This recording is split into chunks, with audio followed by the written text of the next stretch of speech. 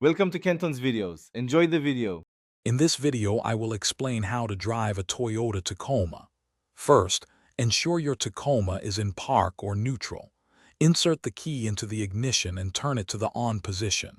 Next, firmly press the brake pedal with your right foot. Then, turn the key completely to start the engine. Once the engine is running, release the key and it will spring back to the on position. You are now ready for the next step.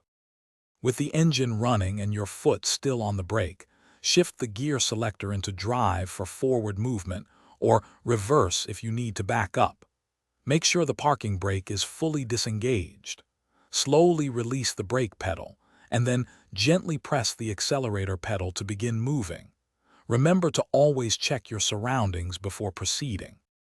As you drive, hold the steering wheel with both hands, maintaining a firm yet relaxed grip. Look far ahead to anticipate turns and obstacles, steering smoothly to guide your Tacoma. When you need to slow down or stop, gradually apply steady pressure to the brake pedal. Avoid sudden braking unless it's an emergency to ensure a smooth and safe stop. To park your Tacoma, find a safe and legal spot, then signal your intention. Once positioned, shift the gear selector into park.